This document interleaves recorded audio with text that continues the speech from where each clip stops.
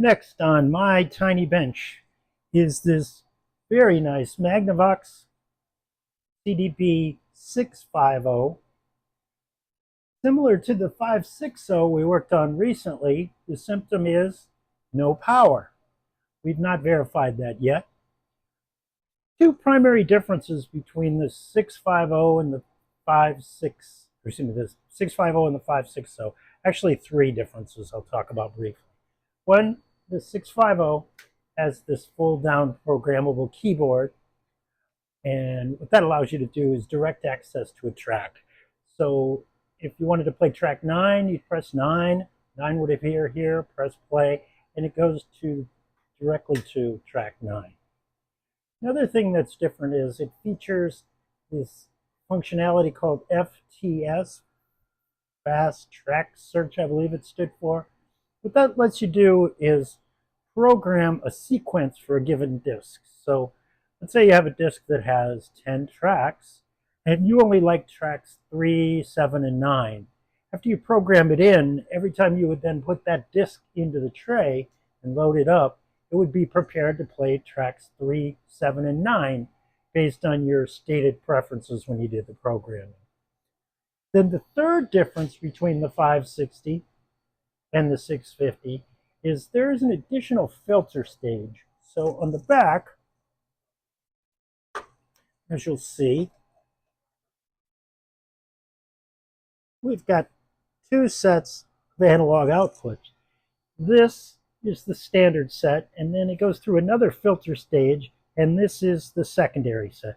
Also, it has a digital out, but so does the 560. So that right there is an additional difference between the 560 and the 650. What I'll do next is I will try to put this under power. I'll use a dim bulb tester just in case there's a short or something along those lines. But we'll give that a try and see if in fact we have no power as indicated. Be right back. Back with the Magnavox CDB650. And what we'll do next is we will turn the power on and we'll pay close attention to this bulb. If there is a short of some sort, this bulb will glow very brightly. In essence, the current will go through the bulb and not damage the CD player. If there's no current going through it all, it doesn't light at all, not even dimly, then I would suspect blown fuse, blown transformer fuse, something to indicate that in fact we've got no power. If it glows but dimly, then I would suspect we've got power, but the front panel is non-responsive. And we'll get to that. One thing at a time, let's just try it. That's a little bright. Not sure if you can see it well. A little brighter than you would expect from a CD player, so possible short. I'm going to be reluctant to turn it on without the current limiting of the dim bulb. But I think what I'll do next is I'll pull the top off and give you an overhead view, and we'll do a physical visual inspection. Be right back. And we're back with the cover removed as promised. While between takes, I guess the best way to put it, I checked this fuse and it seems to be fine. Just a quick run through here. Here is that other filter board that I'd mentioned earlier. So you'll have two choices with a unit like this, whether you want the primary output or if you want the additional filtered output. One thing I'll point out, it looks like this unit's never been worked on. It still has the original Philips blue axial caps. Those are notoriously bad. Still has the original op amps Nothing wrong with them, but generally a lot of folks used these for modifications, and that was one of the first things they would do. Change these op amps and then change these output capacitors. We'll get to that in due course, but first things first, the question is, why does it appear that we have no power? Now, the fact that the dim bulb did glow, but I mean medium bright, I guess I would call it, leads me to believe that there's current flow. Otherwise, if it truly wasn't open, then the bulb would not have glowed at all. One of the things that's important with these units, and it's sort of a little quick trick, there are 4 voltages right here. Usually that's a good place to start. There's a 12, 6, and the middle pin is ground, and then a -6 and a -12. I believe that's the order they're in. So what I like to do in an instance like this is I'll pop this stocko connector off, and I will measure the voltage at the respective pins. Oddly, even though this is an audio filter board, it also has a regulator, and it produces, I believe it's -32 volts. It might be -18. I'm sort of drawing a blank. But it produces a DC voltage. You see there's wiring that comes directly from the secondary of the input transformer, power transformer, and that's converted through this circuit here, and then it feeds the front panel. So it's entirely possible there could be something wrong there as well. But first things first, what I'll do next is I'll get some readings on these 4 voltages. I'll do that on camera, but I'll set up off camera. So be right back.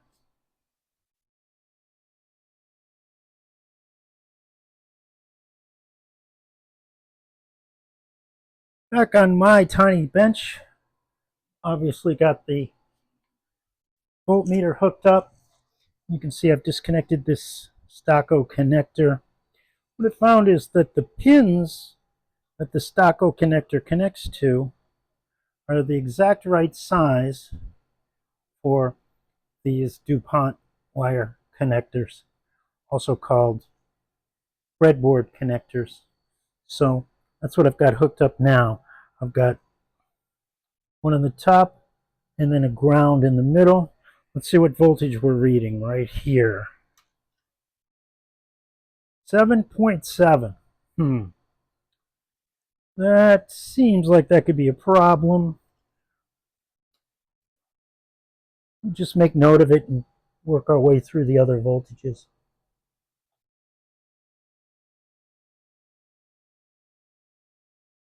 Okay, second one down, 5.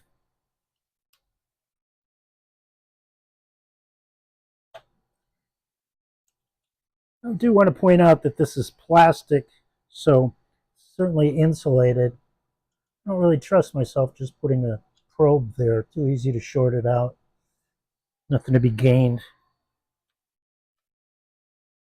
-6. And then see if the last one is -12. -9 or 8.5. So we've got the +12 and the -12 rail are showing up a little light.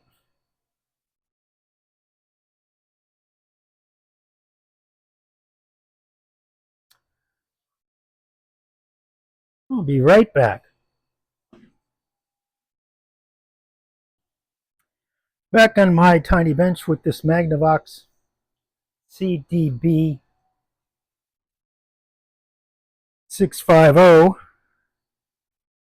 and I was curious what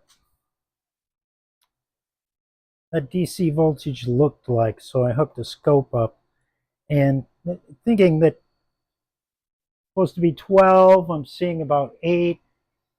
Maybe there's something with wrong with the rectification, but it looks like it's pretty flat. I don't see a bunch of giant ripple on it or anything. So I'm going to have to suspect something else. I'm going to grab the schematics and see if I can trace the circuit a little bit more. Be right back.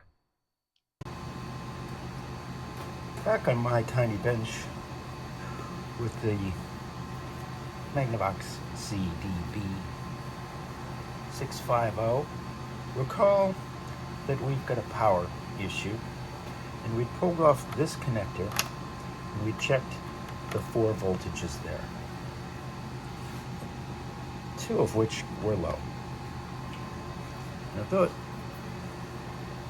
that connector, if you look at the board layout, is connector 42. And if you look in the margins of the diagram, you see it refers to +2, +1, -1, -2. That's Philips Magnavox way of doing a shortcut for the voltages. So remember +2, +1, -1, -2.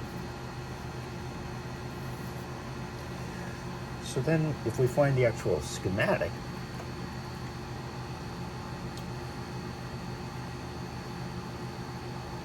and on the schematic we see connector 42, and this represents the 5 pins. You see the -2, -1, +1, +2 we just spoke of. Here's the little translation. So the -2 should be -12, -1 should be -6, +1 should be +5, +2 should be +10. Recall that the -2 was more like 8, and the +2 was more like 6. So take a look at what do those 2 legs have in common. Well, if you'll bear with the break in the schematic diagram, here's where those voltages are made. And I've marked it up a little bit here already. If you see that the +2 is the +10, the -2 is the -12, they're produced here and here. Now the things they have in common, they come from the same secondary leads of the transformer. They're produced by the same bridge rectifier, and they're filtered by various filter caps here. Now it's odd that this would be off and this would be off, but then these 2 would be okay. So it makes you wonder what could possibly cause that. Well, one thing we'll notice is that these 2 voltages have a regulator, so they've got some help. And these 2 are unregulated. So what I would suspect, just given the fact that it's such an old machine from 87 or so, probably in the capacitors. So I think what we'll do next is pull this board and get some measurements on these capacitors. One thing I will want to point out before we do any of that is that this little add-on board here is quite vulnerable. And I'm not sure if you can see it on this angle. Let me try moving this, get a better side shot. This board is suspended from the main board by these corners, there and there. So basically, you've got 2 wires that connect this board to this board. Now what that means is when you pull this board out and you flip it over to take measurements, it's easy to forget that this is here and you're pushing with the probe and maybe pushing with the soldering iron or desoldering iron. This can push right through the leads, the tracks and pads on the main board. So what I like to do whenever I do this kind of board, as soon as I pull the board out, I like to install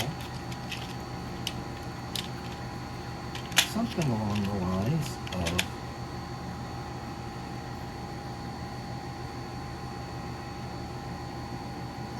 there I am. These non-conductive nylon spacers, and I'll just put one there, one on the other corner.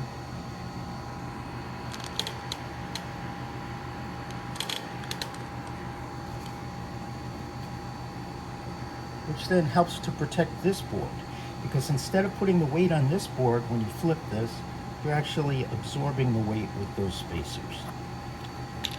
And that's what I'll do next, is I will pull that board and get some capacitor measurements and see how we're looking. More later.